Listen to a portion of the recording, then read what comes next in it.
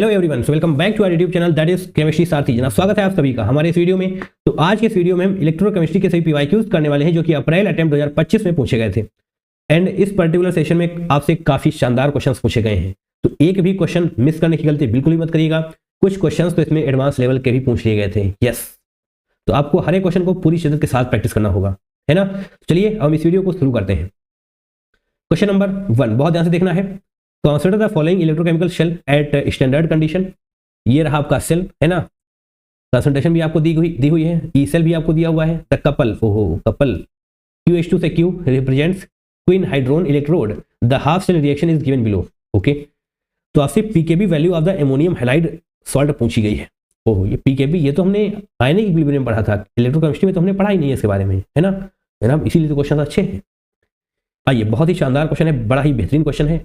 आपको थोड़ा सा हम स्टेप्स में समझाने की कोशिश करते हैं। स्टेप 1 में देखिए आपको क्या करना पड़ेगा।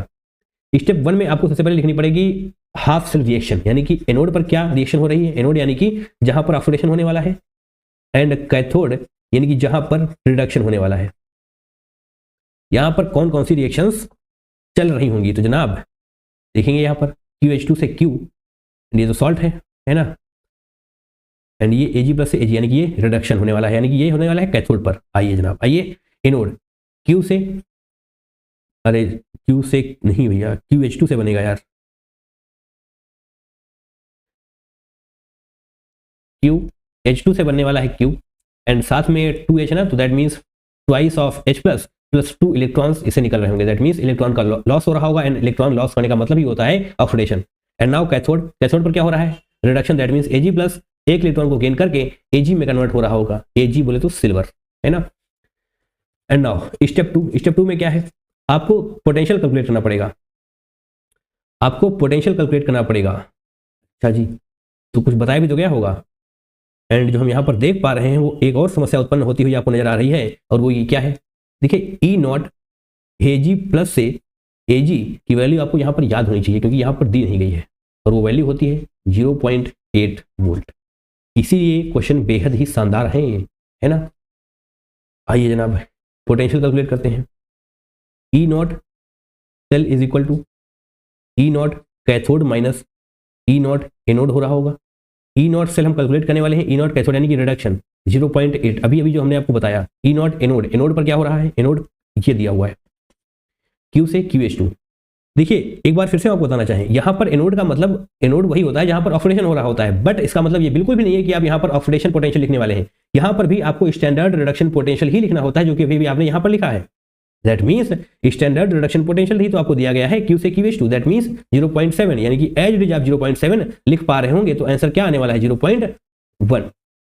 इसको सही से लिखा जाएगा 0.1 E0 सेल आपको मिल चुका है। अगर कोई समस्या है जनाब, समस्या नहीं होनी चाहिए आपको, आप सभी को पता होना चाहिए कि इस पर्टिकुलर फॉर्मूले में हम स्टैंडर्ड रिडक्शन पोटेंशियल का ही यूज कर रहे होते हैं, ना कि ऑक्सीडेशन पोटेंशियल, भले ही एनोड पर ऑक्सीडेशन हो रहा होता है।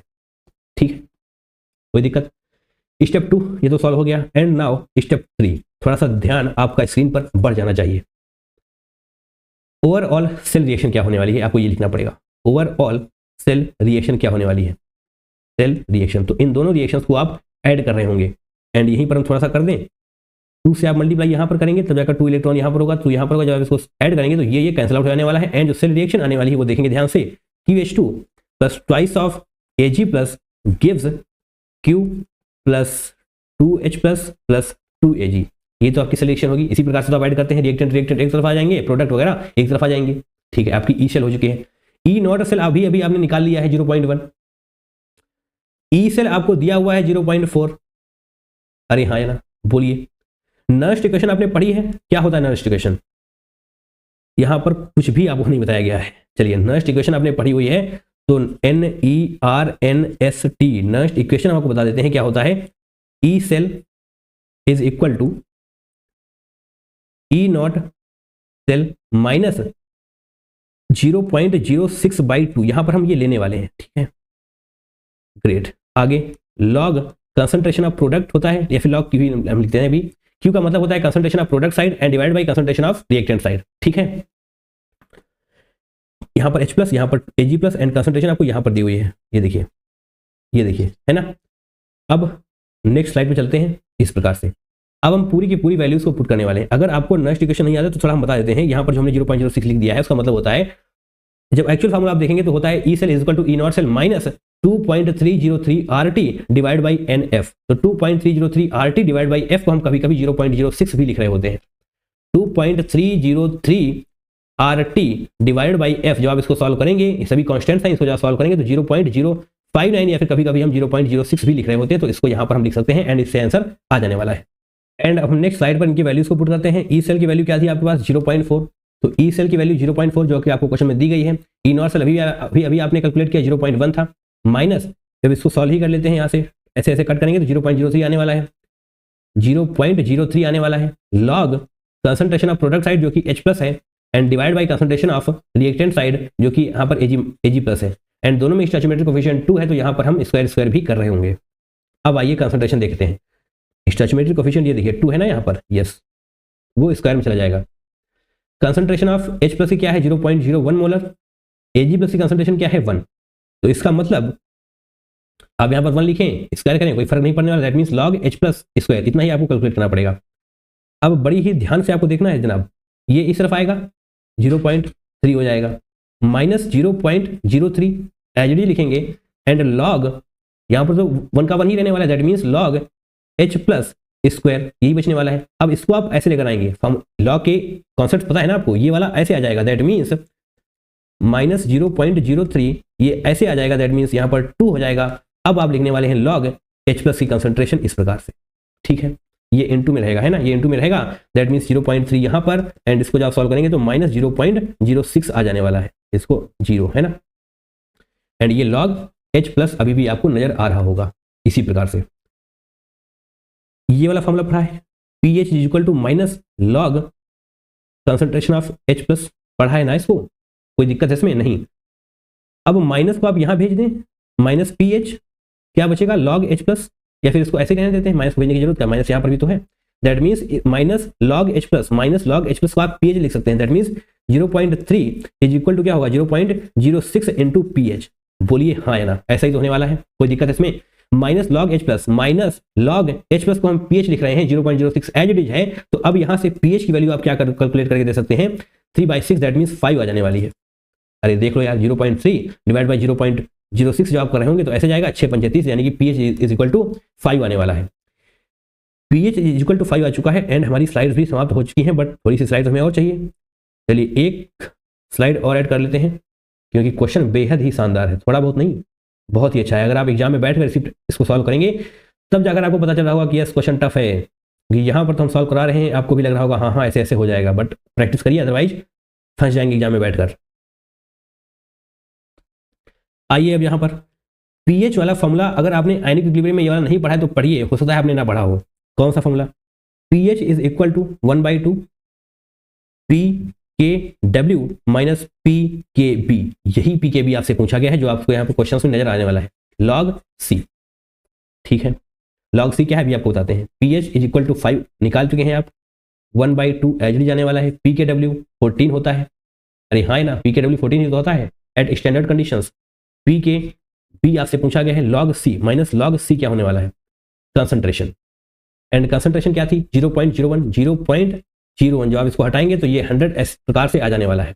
इसको यहाँ भेज देंगे 10 हो जाएगा, 14 माइनस pKb माइनस, अब आप खुद बताएं इसको आप क्या लिख सकते हैं, इसको माइनस लॉग 1/100 है यानी कि 10 टू द पावर -2 लिखा जा सकता है, एंड ये -2 आगे आएगा, माइनस माइनस प्लस हो जाएगा यानी कि 2 log 10 आ रहा होगा, एंड log 10 की वैल्यू होती है 1, दैट मीन्स ये पूरा का पूरा 2 लिखा हुआ है, ये पूरा का पूरा 2 लिखा हुआ है, तो आप ऐसे ही लिख देंगे, है ना, माइनस सही है।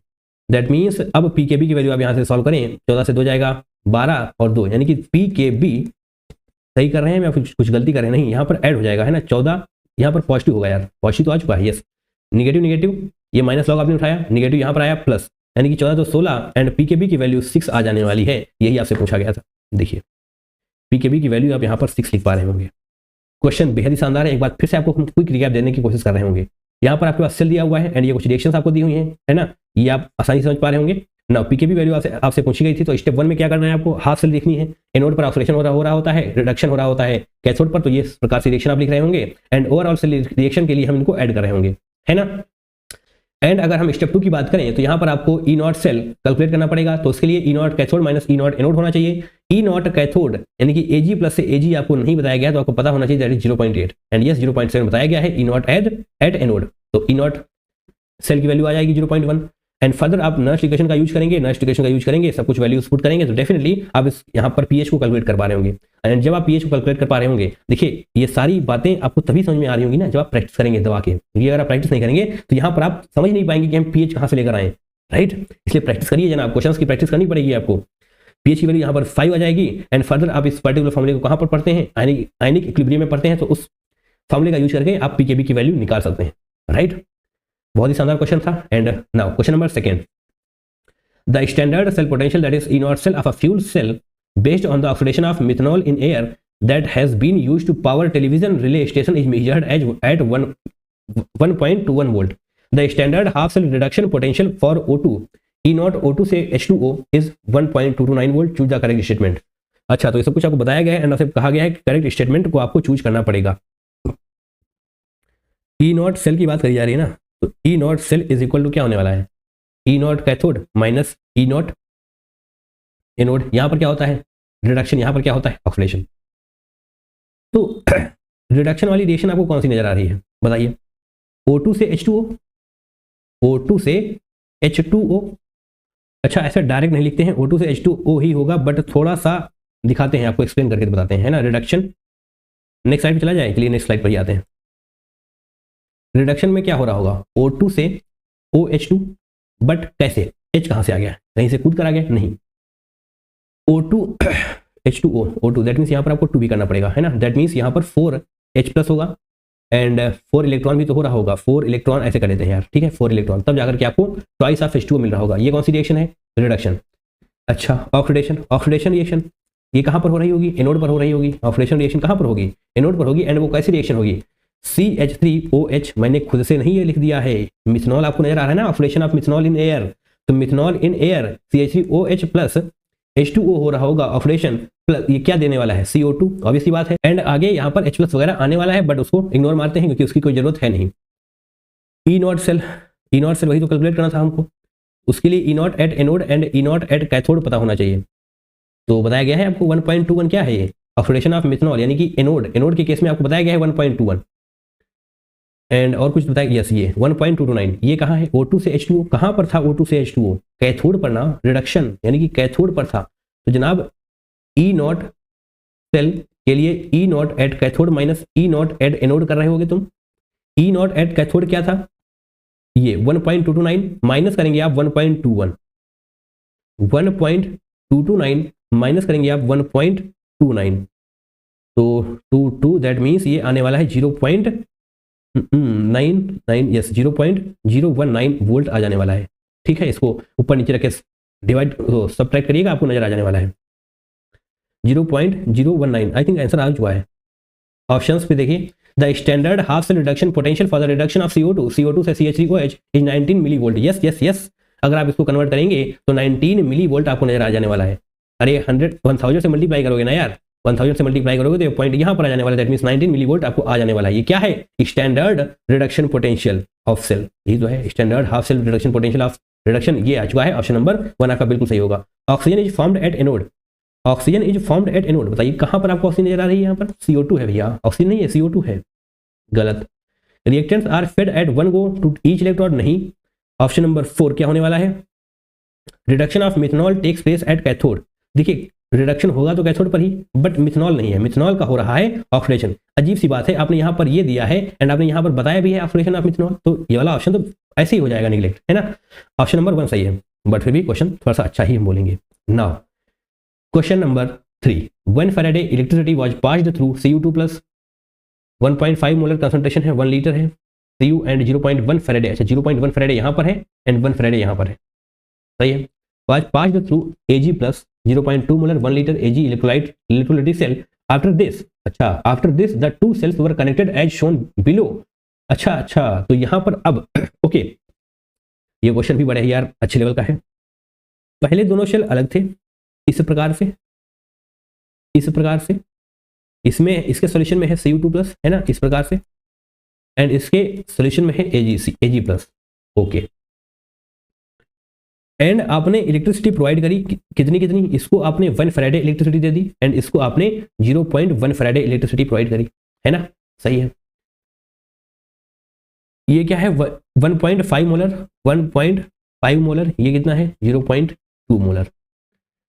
अभी इसके बीच में कोई भी कनेक्शन नहीं है, इनकी बिल्कुल लड़ाई है, आपने इनको अलग अलग इलेक्ट्रिसिटी प्रोवाइड करी। तो जब आप इलेक्ट्रिसिटी प्रोवाइड करते हैं ना तो मोलैरिटी चेंज हो जाती है, आपको ये बातें पता होनी चाहिए। जब आप इलेक्ट्रिसिटी प्रोवाइड करेंगे यानी कि जब आप इलेक्ट्रॉन्स को प्रोवाइड करने वाले हैं, देखिए इलेक्ट्रिसिटी प्रोवाइड करने का मतलब होता है इलेक्ट्रॉन्स देना, सिंपल, और कुछ नहीं, इलेक्ट्रॉन्स देना। जब आप इलेक्ट्रॉन्स देंगे तो इसकी मोलैरिटी पर प्रभाव पड़ जाएगा, इसकी मोलैरिटी बदल जाएगी, राइट।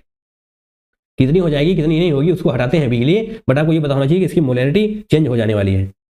और इसके बाद हम यहाँ पर इन दोनों को ऐड कर देने वाले हैं, अलग अलग इलेक्ट्रिसिटी प्रोवाइड करने के बाद, यानी कि उनके मोलैरिटी चेंज होने के बाद इसको हम सॉल्ट ब्रिज से जोड़ देंगे, ठीक है। यही आपसे कहा गया है इलेक्ट्रोकेमिकल सेल। उसके बाद यहाँ पर क्या हो रहा होगा, देखिए यहाँ पर Cu2 प्लस है, यहाँ पर Ag प्लस है। Cu2 प्लस 2 इलेक्ट्रॉन्स का गेन करके Cu में कन्वर्ट हो रहा होगा एंड Ag प्लस 1 इलेक्ट्रॉन का गेन करके Ag में कन्वर्ट हो रहा होगा। एंड आप सभी को पता होना चाहिए कि 1 फैराडे, अगर नहीं पता है ना तो यहाँ पर लिख लेंगे, 1 फैराडे इलेक्ट्रिसिटी का मतलब हो जाता है कि 1 मोल ऑफ इलेक्ट्रॉन्स आपने पास किए हैं। 1 फैराडे इलेक्ट्रिसिटी का मतलब हो जाएगा 1 mole of electrons, 1 mole of electrons passed, इतना सही मतलब है इसका, 1 मोल ऑफ इलेक्ट्रॉन्स पास्ड। तो यहां पर 2 मोल ऑफ इलेक्ट्रॉन्स है ना, तो यानी कि आपको 2 फैराडे की रिक्वायरमेंट है 1 मोल Cu के लिए। बोलिए हाँ या ना, पूरा कंसंट्रेशन स्क्रीन पर ही रहना चाहिए। यहां पर 2 इलेक्ट्रॉन्स आपको पास करने पड़ रहे हैं एक Cu को कन्वर्ट करने के लिए, दैट मीन्स यहाँ पर 2 फैराडे ऑफ इलेक्ट्रिसिटी आपको देनी पड़ रही है, 2 फैराडे ऑफ इलेक्ट्रिसिटी आपको देनी पड़ रही है। दैट मीन्स यहाँ पर क्या हम लिख सकते हैं कि 2 Faraday of electricity for 1 mole of Cu, that means 1 Faraday के लिए आपको 0.5 मोल ऑफ Cu मिल रहे होंगे। ये चल क्यों नहीं रहा है ऐसे, 0.1 मोल ऑफ Cu, ठीक है।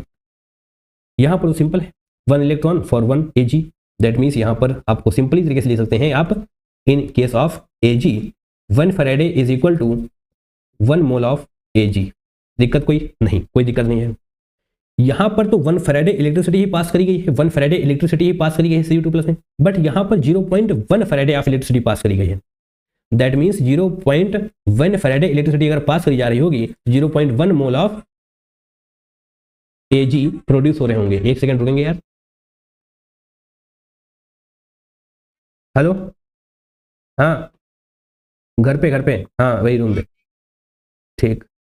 और यहां से अब हम निकालने वाले हैं new concentration of copper and new concentration of Ag, that is silver. तो यहां पर हम लिखेंगे न्यू कंसंट्रेशन ऑफ कॉपर, पहले क्या था 1.5, पहले 1.5 था एंड जब आपने 1 फैराडे ऑफ इलेक्ट्रिसिटी से पास करी तो 0.5 मोल डिसोसिएट हो जाएगा। दैट मीन्स 1.5 माइनस 0.5 जब तुम करोगे तो तुम्हें 1 मोलर मिल जाएगा, है ना।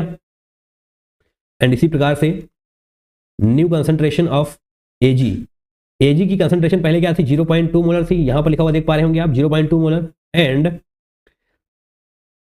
यस देखिए हमने मोलर बोल रहे हैं तो इससे आपको समस्या तो नहीं है, यहाँ पर 1.5 मोल पर लीटर है ना 1 लीटर में, दैट मीन्स 0.5 मोलर भी आप इसको बोल सकते हैं। अरे हाँ है ना, 0.5 मोल 1 लीटर में है, दैट मीन्स इसको आप 0.2 मोलर भी बोल सकते हैं, है ना। तो 0.2 से जब 0.1 आप माइनस कर रहे होंगे, 0.1 माइनस कर रहे होंगे, 0.1 मोलर ये कंसंट्रेशन आपको मिलने वाली है Ag की, है ना, इलेक्ट्रिसिटी पास करने के बाद। अच्छा, आपसे पूछा क्या गया है, आपसे पूछा गया है EMF ऑफ द सेल। अरे हाँ है ना, EMF ऑफ द सेल आपसे ये पूछा गया है एट 298 केल्विन। तो EMF के लिए तो आपको स्टैंडर्ड रिडक्शन पोटेंशियल भी पता होना चाहिए, कहां पर ऑक्सीडेशन हो रहा है, कहां पर रिडक्शन हो रहा है, ये सारी बातें भी पता होनी चाहिए। पर क्या कहीं पर आपको ये बताया गया है कि ऑक्सीडेशन कहां हो रहा है, रिडक्शन कहां हो रहा है, नहीं, बट आपको ये दिया गया है, दिखाई दिया नीचे, E नॉट Cu2 प्लस से Cu 0.34 volt, E not Ag plus से Ag 0.8 वोल्ट। अब जो हम बोलने वाले हैं जनाब उसको बहुत ही ध्यान से सुनना है आपको। स्टैंडर्ड रिडक्शन पोटेंशियल की वैल्यू अगर ज्यादा होगी दैट मीन्स वो उतना ही जल्दी रिड्यूस हो रहा होगा, easily reducing.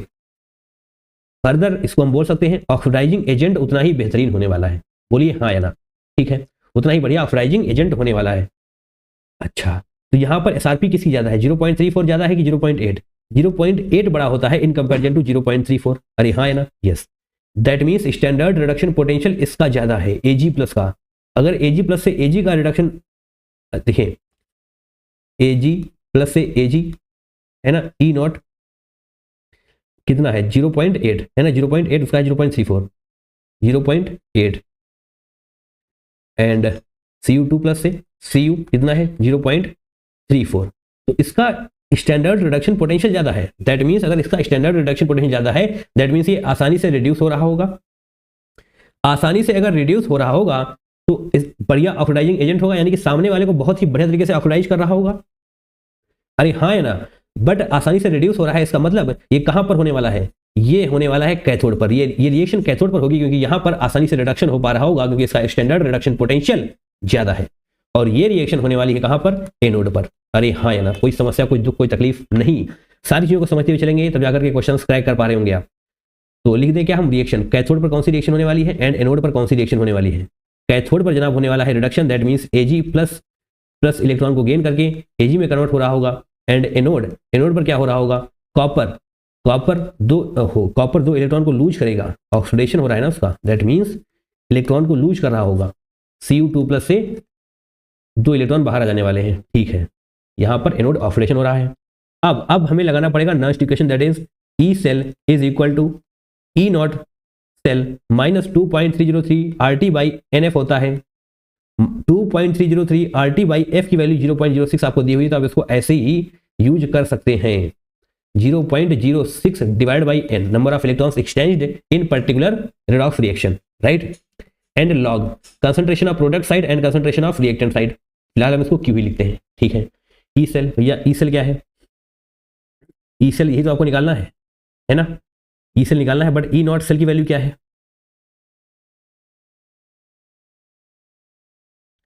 E not cell की वैल्यू के लिए आपको E nought cathode minus E nought anode करना पड़ रहा होगा। E nought cathode minus E nought anode आपको करना पड़ रहा होगा minus 0.06 and number of electrons कितने एक्सचेंज हो रहे हैं, 2। अरे देखिए, जब आप इसको ऐड करेंगे ना, जब पूरी आप रिएक्शन लिखने वाले हैं, तो आपको यहाँ पर 2 से मल्टीप्लाई करना पड़ेगा, यहाँ पर 2 से मल्टीप्लाई करना पड़ेगा, यहाँ पर 2 से मल्टीप्लाई करना पड़ेगा। जब आप इसको ऐड करेंगे तभी तो ये 2 इलेक्ट्रॉन कैंसिल आउट हो रहे होंगे। That means n is equal to 2 होने वाला है, n इज इक्वल टू 2 होने वाला है। लॉग प्रोडक्ट साइड क्या है, Cu2 प्लस, जब आप इसको ऐड करेंगे तो ये रिएक्टेंट साइड आने वाला है Ag plus, and Cu2 plus product side आ रहा होगा। दैट मीन्स Cu2 प्लस की कंसंट्रेशन आप लिख रहे होंगे, एंड इसी प्रकार से लिखेंगे। इसका कोई भी पावर में नहीं जाने वाला, क्योंकि इसका स्टोइचियोमेट्रिक कोफिशिएंट भी 1 ही रहेगा। बट रिएक्टेंट साइड जो आप Ag प्लस लिखेंगे तो ये स्क्वायर में जाने वाला है ना, क्योंकि इसका स्टोइचियोमेट्रिक कोफिशिएंट 2 है, Ag प्लस स्क्वायर, इस प्रकार से, है ना। सही किया मैंने, बिल्कुल सही किया है। अच्छा जी, तो ई नॉट कैथोड यानी कि ये Ag प्लस से Ag क्या था, Ag प्लस से Ag 0.8 था एंड 0.34। दैट मीन्स 0.8 माइनस 0.34, ये दोनों ही स्टैंडर्ड रिडक्शन पोटेंशियल की वैल्यूज हैं। माइनस करेंगे 0.03 आ रहा होगा, लॉग करेंगे Cu2 प्लस की कंसंट्रेशन, Cu2 प्लस की कंसंट्रेशन ये रही, and concentration of Ag plus 0.1 रहने वाली है ना, 1 एंड 0.1। यहां पर 1 हो जाएगा, 0.1 का आप स्क्वायर कर रहे होंगे। अरे हाँ है ना, 0.1 का जब स्क्वायर कर रहे होगे तुम, 0.01 आने वाला है। 0.1 जब तुम मल्टीप्लाई करोगे तो 0.001 ही आने वाला है, जो कि हमने यहाँ पर लिखा हुआ है। जैसे आप इसको हटाएंगे, यहाँ पर 2 जीरो आ जाएंगे, एंड लॉग 100 का मतलब क्या होता है, लॉग 100 का मतलब होता है 2। अगर समझने में दिक्कत तो ऐसे करेंगे, लॉग 10 स्क्वायर, तुम इसको ऐसे लिख सकते हो 100 को, ये 2 आगे आ जाने वाला है, दैट मीन्स 2 लॉग 10 होने वाला है, एंड लॉग 10 की वैल्यू 1 होती है, तो 1 इंटू 2 दैट इज 2 आने वाला है। 2 आने वाला है, जब इसको मल्टीप्लाई करेंगे हम, तो यहाँ पर देखेंगे, देखिए इसको सॉल्व कर लेते हैं, 8 माइनस 3, अच्छा इसको लिखते हैं अभी 0.34, एंड जब ये ऐसे आएगा तो माइनस 0.06 हो रहा होगा। अरे हाँ यार, ये आगे आएगा, मल्टीप्लाई हो जाएगा।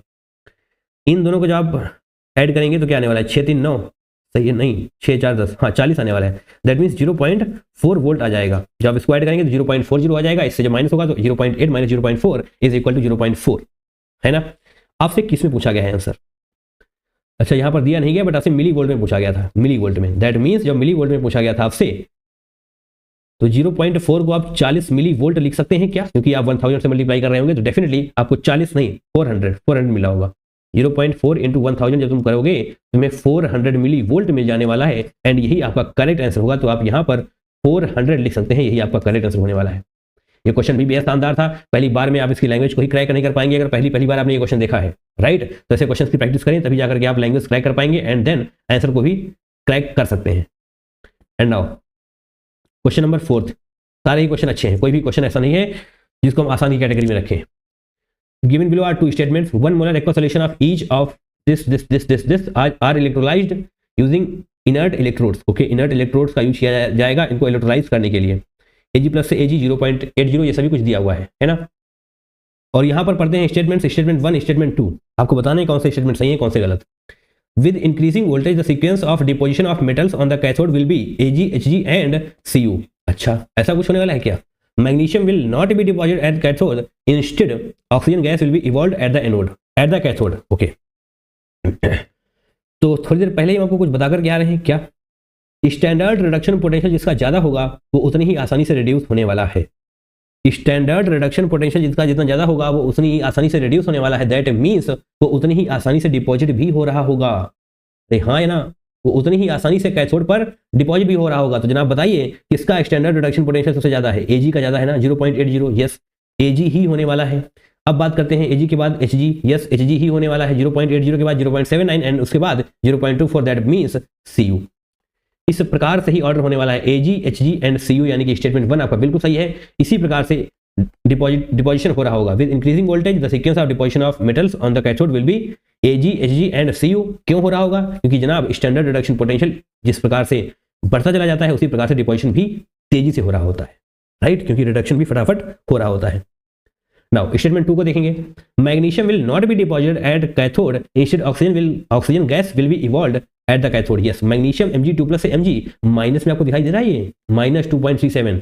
और हम नेक्स्ट स्लाइड पर चलते हैं इसको समझने के लिए। Mg2+ से Mg, E0 Mg2+ से Mg के लिए पोटेंशियल कितना है? -2.37 वोल्ट एंड ये निगेटिव में है। एंड ये इतना ज्यादा निगेटिव है कि यहां तक इस पोटेंशियल तक पहुंचने से पहले ही H2O that is water reduce हो जाएगा।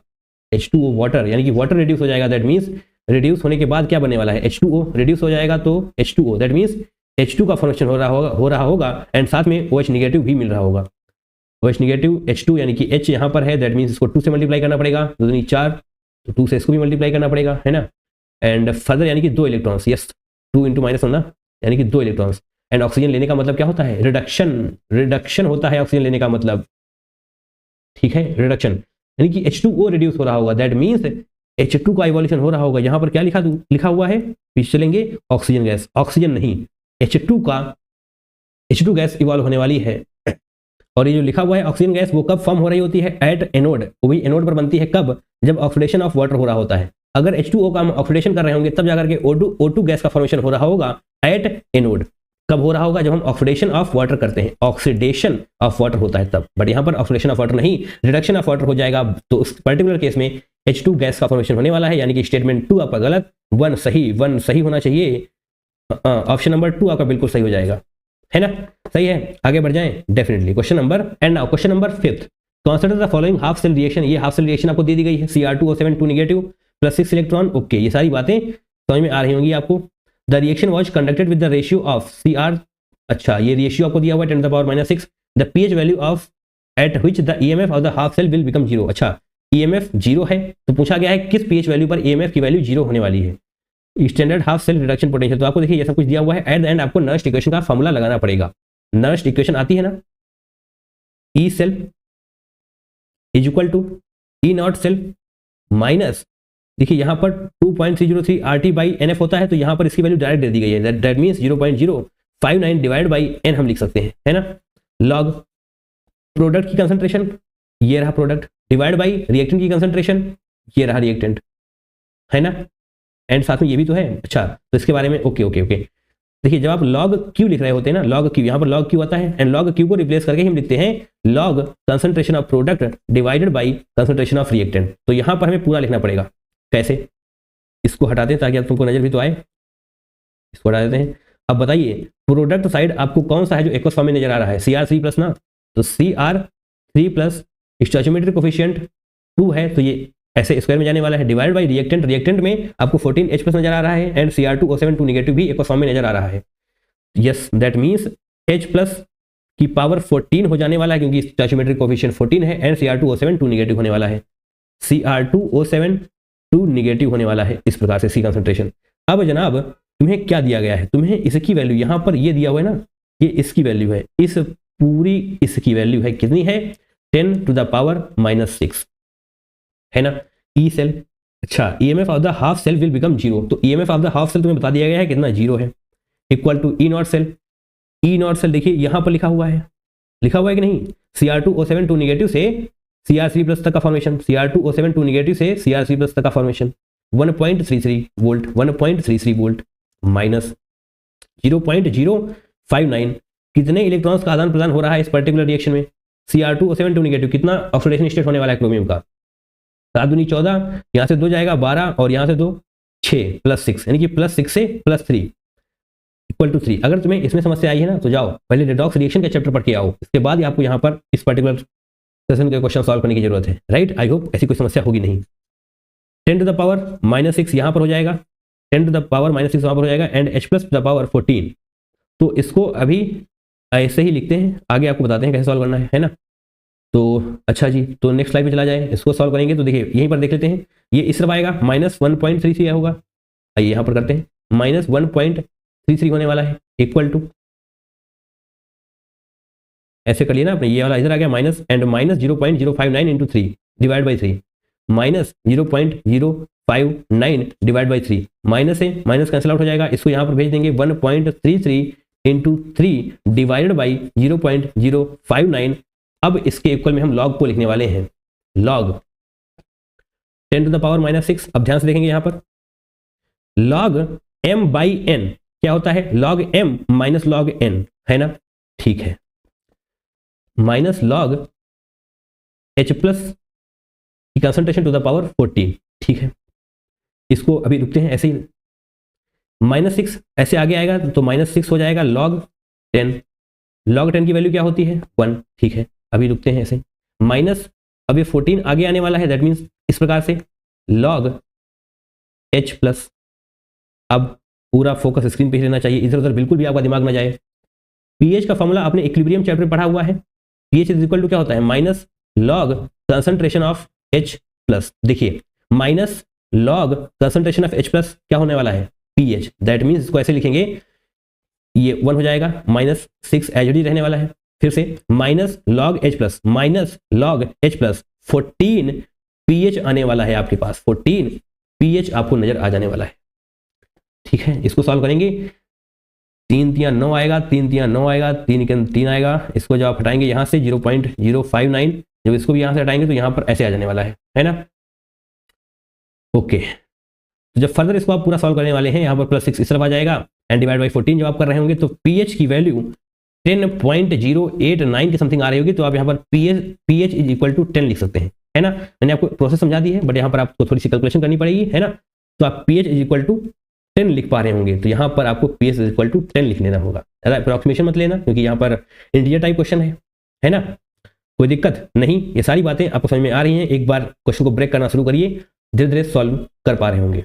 नाउ क्वेश्चन नंबर 6 क्या है, on charging the lead storage battery. अच्छा, चार्जिंग की बात करी जा रही है यहाँ पर।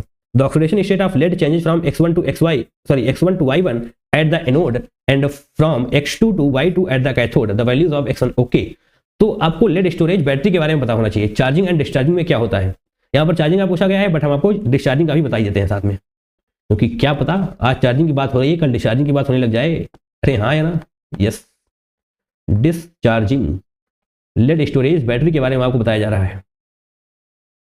यहां पर हम लिखते हैं एनोड, यहां पर हम लिखते हैं कैथोड। चार्जिंग के केस में एनोड पर कौन सी रिएक्शन होने वाली है एंड कैथोड पर कौन सी रिएक्शन होने वाली है जरा ध्यान से देखिएगा। PbSO4 से Pb में कन्वर्ट हो रहा होगा इन case of charging, PbSO4 PbO2 में कन्वर्ट हो रहा होगा एट कैथोड। आइए एनोड डिस्चार्जिंग के केस में क्या होने वाला है, PbSO4 में कन्वर्ट हो रहा होगा, एंड यहां वाला PbO2 भी PbSO4 में कन्वर्ट हो रहा होगा, ठीक है। ये पता होना चाहिए आपको, ये याद होना चाहिए, कोई एक्सक्यूज वगैरह ना दीजिएगा, है ना। आपसे क्या पूछा गया है, चार्जिंग के बारे में आपसे पूछा गया, तो चार्जिंग की बात करते हैं, है ना। ये आपको मैंने एक्स्ट्रा बता दिया, लिख लीजिए, क्या पता अगली बार पूछ लिया जाए। PbSO4, देखो SO4 2 निगेटिव होता है, दैट मीन्स Pb 2 प्लस होने वाला है, यहाँ पर 0 हो जाने वाला है। PbSO4 2 निगेटिव होता है, दैट मीन्स +2 होने वाला है, एंड यहाँ पर कितना होने वाला है, 2 दूनी 4, यानी कि Pb +4 में होने वाला है। अरे O2 निगेटिव ना, -4 हो क्या आएगा, O का मतलब क्या होता है -2, 2 O2 का मतलब क्या हो जाएगा,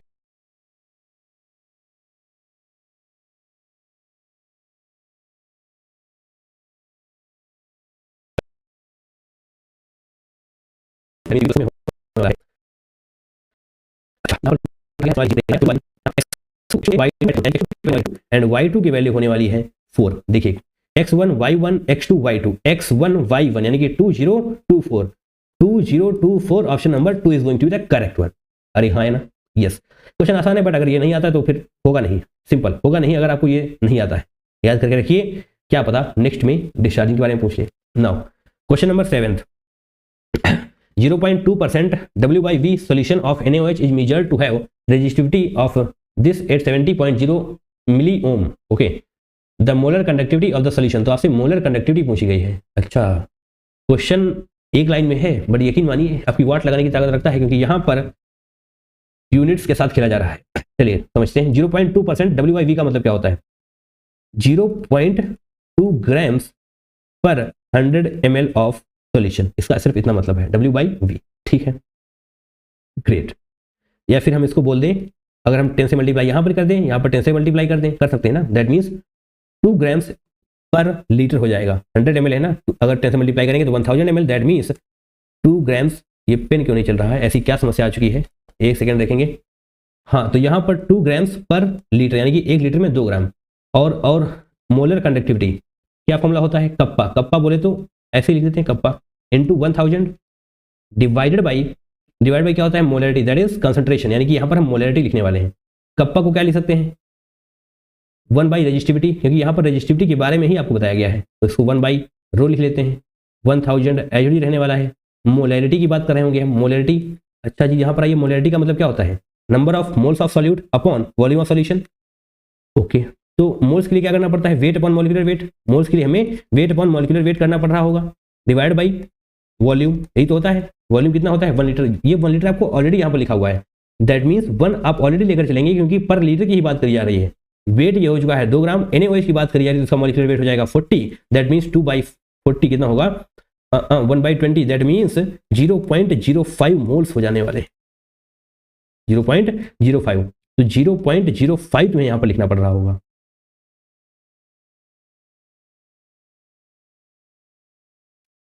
एंड लीटर की वजह से ये 1000 भी कैंसिल आउट हो जाने वाला है। आइए जनाब, यहाँ पर 1 बाई रो क्या दिया हुआ है, 870, बट यहाँ पर मिली ओम है, that means 870 into 10 to the power -3 भी तो आपको करना पड़ रहा होगा, एंड 0.05 तो एज इट इज रहने ही वाला है।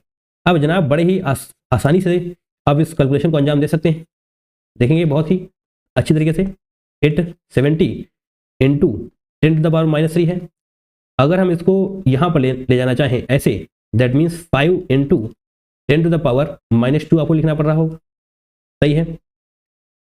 तो 10 टू द पावर -2 यहाँ पर लिखना पड़ रहा होगा। एक जीरो, यार कैलकुलेशन बड़ी अच्छी है, आसान नहीं है ना। जब आप इसको सॉल्व करेंगे, हम आपको ऐसे बता देते हैं, क्योंकि ऊपर 1 है, जब आप इसको सॉल्व करेंगे फिर आप इससे डिवाइड करेंगे, तो जनाब आने वाला है 0.02298 साइमन मीटर स्क्वायर पर मोल, ये आने वाला है। ठीक है, ओके। अब थोड़ा सा आगे बढ़ते हैं। अब क्या बात, अभी भी आपसे पूछा गया किसमें, देखिए इसीलिए हम बोल रहे थे क्वेश्चन बहुत ही अच्छा है। Molar conductivity of the solution will be 10 square m, okay, decimetre. ओहो, डेसीमीटर में पूछा गया है आपसे, तो थोड़ा सा आगे आइए। तो इतना सब कुछ आने के बाद भी देखिए समस्या ये है कि जो यहाँ पर यूनिट्स दी हुई हैं, मिली साइमन डेसीमीटर स्क्वायर, इस पर्टिकुलर यूनिट में आपको लेकर आना पड़ेगा। जो आप लेकर के आए हैं स्टैंडर्ड होता है वो साइमन मीटर स्क्वायर होता है, बट साइमन मीटर स्क्वायर नहीं, मिली साइमन डेसीमीटर स्क्वायर में आपसे पूछा गया। तो आइए आगे हम आप थोड़ी सी कैलकुलेशन बताते हैं आपको। 1 साइमन क्या होने वाला है, 1 siemens is equal to 10 to the power 3 millisiemens हो जाएगा, एंड 1 मीटर स्क्वायर हो जाने वाला है 100, या फिर आप 10 टू द पावर 2 भी बोल सकते हैं, यहाँ पर हम 100 लिखते हैं, 100 डेसीमीटर स्क्वायर हो जाने वाला है।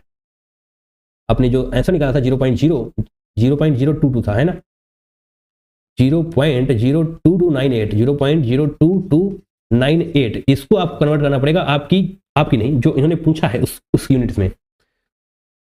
ओके, तो मल्टीप्लाई करिए, सोचने की कौन सी बात है। 10 टू द पावर 3 यहाँ पर, 10 टू द पावर 2 यहाँ पर। अब इसको सॉल्व करेंगे एंड 10 टू द पावर 2 आपको ऑलरेडी दिया हुआ है, ये दिया हुआ है, यानी कि इसको सॉल्व करने की जरूरत नहीं है, इसको एज इट इज रखेंगे, इसको सॉल्व करिए, यानी कि 1 2 3 22.98 इंटू 10 टू द पावर 2 और जो भी यूनिट्स आपको बताई गई हैं, एंड जब इसको आप राउंड ऑफ करने वाले हैं तो 23 आपका करेक्ट आंसर आ जाने वाला है। 23 आप यहाँ पर लिख सकते हैं, है ना। तो इस क्वेश्चन की प्रैक्टिस करिए, तभी आप ऐसे क्वेश्चन सॉल्व कर पाएंगे। यूनिट्स को जो अभी तक आप नजरअंदाज करते आ रहे थे, करना बंद कर दीजिए, वरना बड़ी समस्या हो जाएगी। यूनिट्स के दम पर ही ऐसा क्वेश्चन सॉल्व होने वाला है। Now next question, question number 8, correct order of limiting molar conductivity for cations in water at 298। अच्छा, limiting molar conductivity for cations in water 298। तो limiting molar conductivity for cations के लिए हम आपको एक ट्रिक बताते हैं। अच्छा, क्या ट्रिक है भैया? हर कमरे में करो क्या, हर कमरे में करो, क्या करना है? नाश्ता, है ना। हर कमरे में करो नाश्ता, ठीक है। तुम क्या कुछ और सोच रहे थे?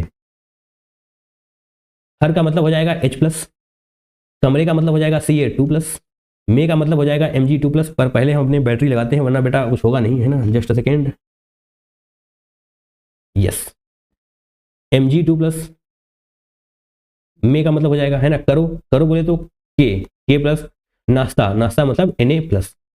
ये क्या है? ये है ऑर्डर। इस प्रकार से ऑर्डर होने वाला है कैटायन का, limiting molar conductivity for cations का ये ऑर्डर होने वाला है। देखिए ये ऑर्डर कहाँ पर लिखा हुआ है, H+, Ca2+, H+, Ca2+, Mg2+, K+, Na+। That means option number 2 is going to be the correct one. ये याद कर लो भैया, है ना, हर कमरे में करो नाश्ता, ठीक है। चलिए आगे बढ़ते हैं, क्वेश्चन नंबर 9 पर आते हैं। इसके लिए हमने स्लाइड छोड़ी थी, नहीं, जरूरत नहीं थी इसके लिए। And now question number 9, the molar conductance of an infinitely dilute solution of ammonium chloride was found to be this। ammonium chloride found to be this। अच्छा, एक बात आपको और बता दें, ये जो हमने बताया ना यहाँ पर, ये पूरा टेबल आपको दिया हुआ है एनसीईआरटी में। आई थिंक टेबल नंबर 2.345 2.4 आप देख सकते हैं, है ना। वहां पर आपको ये टेबल लिखा हुआ मिल जाएगा। और यहाँ पर वापस आइए, नहीं भी मिल रहा है तो भी याद कर लेना है। The molar conductance of an infinitely dilute solution of ammonium chloride was found to be this and the ionic conductance of hydroxyl and chloride ions are this respectively। if molar conductance of 0.2 molar solution of ammonium hydroxide is 85.5 Simon centimeter square mole inverse, then its degree of dissociation is given by। तो आपसे degree of dissociation पूछा गया है, बोले तो alpha तुमसे पूछा गया है। अल्फा क्या होने वाला है? किसका अल्फा पूछा गया है? एमोनियम हाइड्रोक्साइड का। तो अल्फा क्या होने वाला है? पहले तो मोलर कंडक्टिविटी NH4OH का डिवाइड बाई एट इन्फिनिटी, है ना, molar conductivity at infinity NH4OH। इसका रेशियो तुमसे पूछा गया है और तुम्हें इसका रेशियो बताना है। अच्छा, ऐसा है क्या? यस, ऐसा ही है। पहले यहां पर आइए, उसको वहां तक पहुंच जाएंगे। अभी हम यहां से शुरुआत करते हैं। एमोनियम क्लोराइड बोले तो लैम्डा, एमोनियम क्लोराइड यानी कि NH4Cl, है ना। तो NH4Cl इन्फिनिटी है ना, तो यहां पर लगा देंगे lambda M NH4 plus lambda M NH4 तो हो ही चुका है। क्या बार बार लिखोगे तुम? Cl निगेटिव लिखने की बारी है अब। Cl निगेटिव, NH4Cl कहीं पर लिखा हुआ था, NH4Cl ये है 185 NH4 प्लस, ये आपको निकालना है NH4 plus and Cl negative दिया हुआ है, ये रहा क्लोराइड आयंस का, ये रहा 70 लैम्डा M NH4OH, है ना, यही तो होगा। NH4 प्लस होने वाला है। इसको जो आप सॉल्व करेंगे एंड यहां पर इन्फिनाइट लगाना बिल्कुल भी नहीं बोलना है, नॉट ऐसे।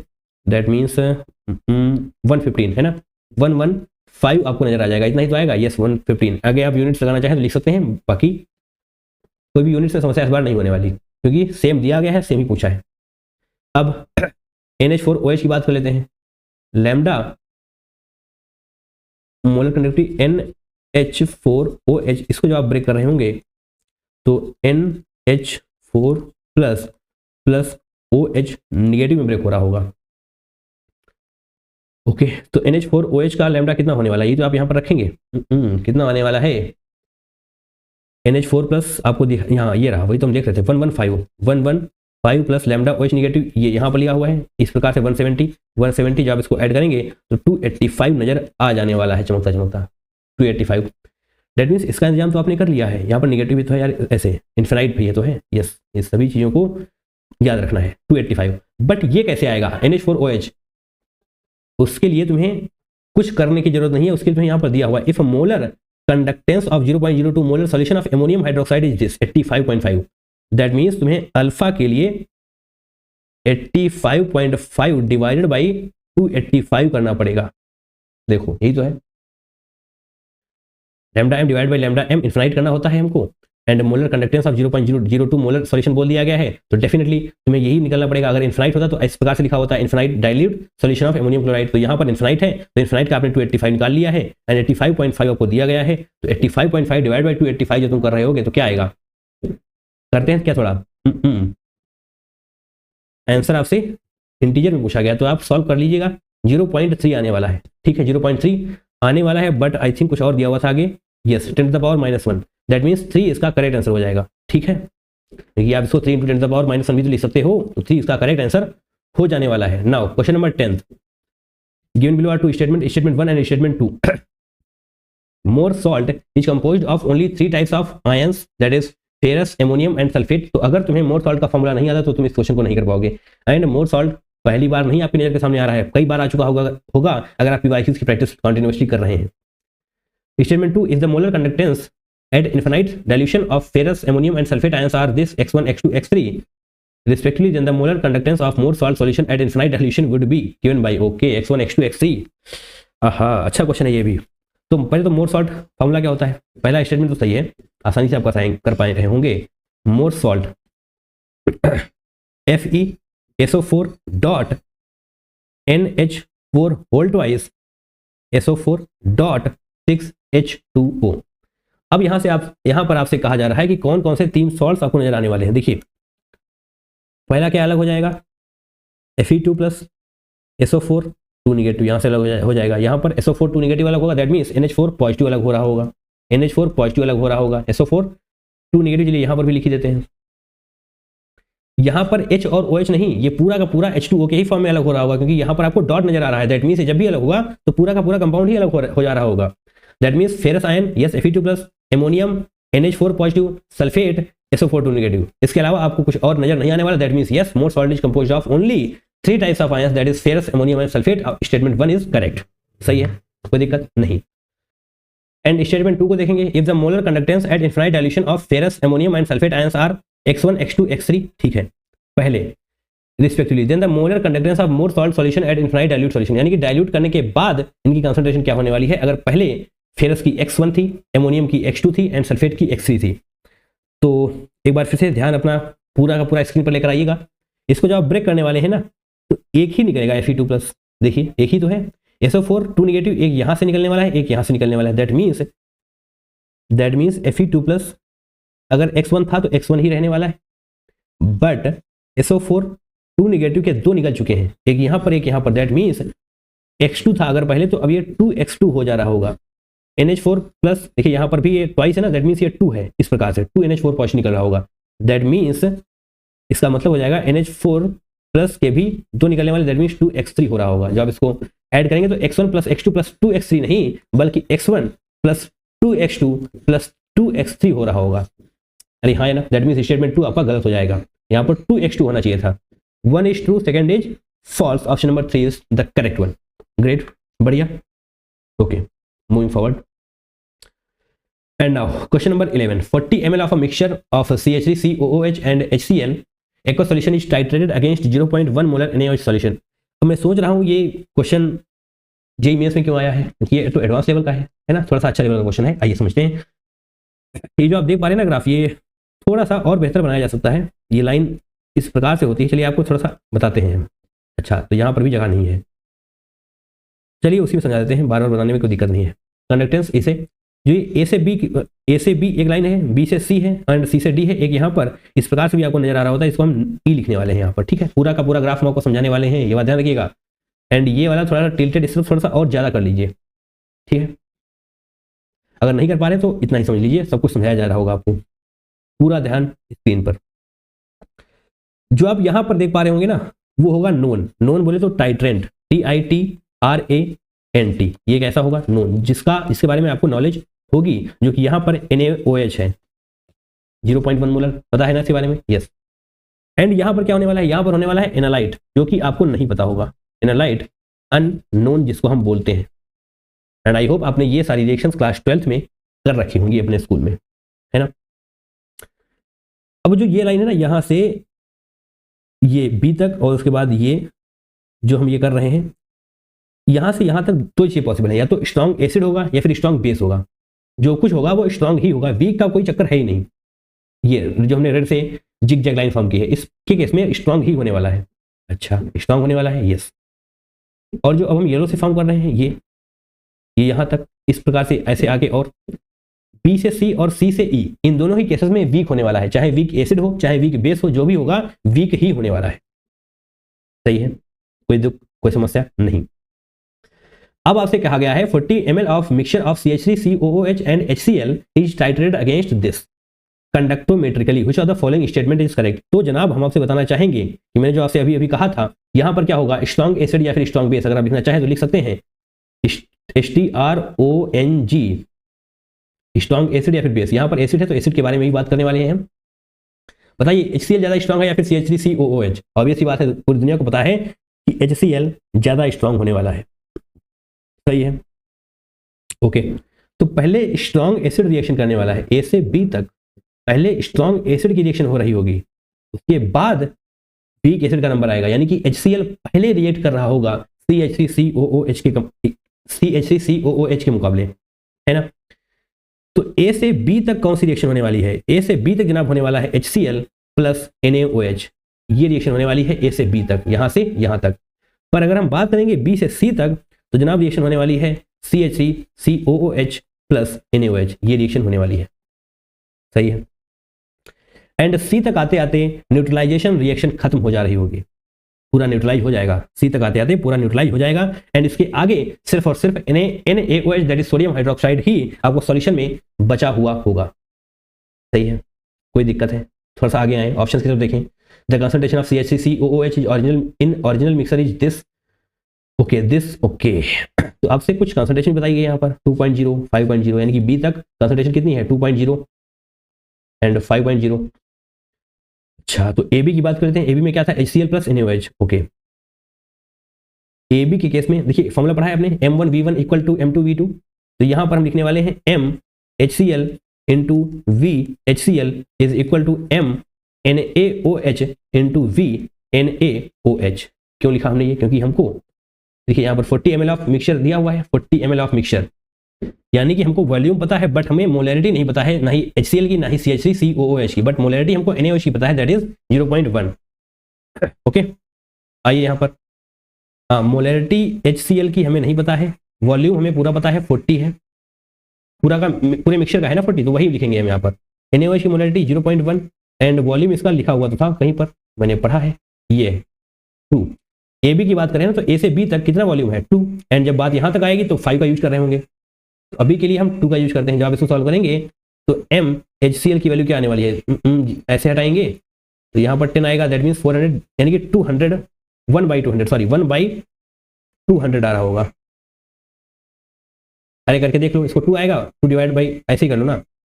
अच्छा ये 400 हो जाएगा, जैसे पॉइंट आएंगे, ठीक है। 2 डिवाइड बाई 400 हो रहा होगा, दैट मीन्स जब आप इसको सॉल्व करेंगे 0.005 मोलर वैल्यू आ जाएगी M HCl की। अच्छा, ये तो बात हो गई ए बी की। बात कर लेते हैं बी सी की।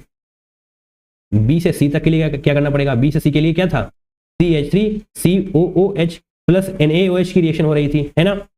तो जनाब यहां पर भी MCH3COOH इंटू V, और अब इतना सब कुछ लिखने के बाद चलिए मोलैरिटी देखते हैं किसी कितनी है। देखिए यहां तक कितनी थी 2, सी तक आते आते कितनी हो गई 5, मतलब यहां पर चेंज कितना हुआ 3 का। तो मोलैरिटी सॉरी जो वॉल्यूम ऑफ NaOH है ना बी से सी में 3 होने वाला है, बी से सी में जो वॉल्यूम है वो 3 होने वाला है, क्योंकि 5 - 2 आपको करना पड़ रहा होगा, 5 - 2 आपको करना पड़ रहा होगा। MCH3COOH एज रखते हैं, यहाँ पर देखिए 3 से मल्टीप्लाई हो रहा होगा, यहाँ पर 0.1 से मल्टीप्लाई हो रहा होगा, एंड यहाँ पर वॉल्यूम कितना था 40 ml, एंड ये भी ml में ही है तो ml कैंसिल आउट हो जाएगा, दैट मीन्स 3/400 आ जाएगा, 3/400 आ जाएगा। मल्टीप्लाई करेंगे ना इसको, जब आप इसको सॉल्व करेंगे तो क्या आने वाला है 100, that means 4 × 7 = 28, okay, that means 0.0075 ml आ रहा होगा, है ना, 0.0075। तो इतना सब कुछ करने के बाद अब हम ऑप्शंस की तरफ चलते हैं। ऑप्शन नंबर 1 क्या है, the concentration of CH3COOH in the original mixture is 0.005। नहीं, 0.0075 होने वाला है CH3COOH की कंसंट्रेशन, यानी कि ऑप्शन नंबर ए आपका गलत हो जाएगा। सेकंड पे चलते हैं, the concentration of HCl is 0.005, concentration of HCl is 0.005, yes option number 2 आपका बिल्कुल सही हो रहा होगा। CH3COOH is neutralised first followed by neutralisation of HCl, तो जनाब यहाँ पर आइए, सबसे पहले HCl यानी कि स्ट्रॉन्ग एसिड का न्यूट्रलाइजेशन हो रहा होगा, उसके बाद यहां पर आपको न्यूट्रलाइजेशन ऑफ CH3COOH देखने को मिल रहा होगा, यानी कि पहले HCl होगा बाद में CH3COOH होगा, यानी कि ऑप्शन नंबर 3 भी आपका गलत हो जाने वाला है। Fourth one, point C indicate the complete neutralisation of HCl, नहीं, ऐसा बिल्कुल भी नहीं होने वाला, क्योंकि पॉइंट बी बता रहा है complete neutralisation of HCl, point C पर कंप्लीट न्यूट्रलाइजेशन ऑफ CH3COOH आपको देखने को मिल रहा होगा, है ना, क्योंकि यहां से HCl आते थे, यहां पर कंप्लीट न्यूट्रलाइज हो जा रहा होगा, उसके बाद यहां से CH3COOH का न्यूट्रलाइजेशन शुरू होगा जो कि पॉइंट सी पर खत्म हो रहा होगा, राइट। तो चलिए 11 क्वेश्चन हमने कंप्लीट कर लिए हैं, एंड इसी प्रकार से आप हमारे काफी सारे वीडियोस को देख सकते हैं, जाइए हमारे चैनल को चेकआउट करिए, आपको काफी क्वेश्चन मिल रहा होगा। तो मिलेंगे किसी दूसरे वीडियो में, till then take care, tata bye bye and I love you all.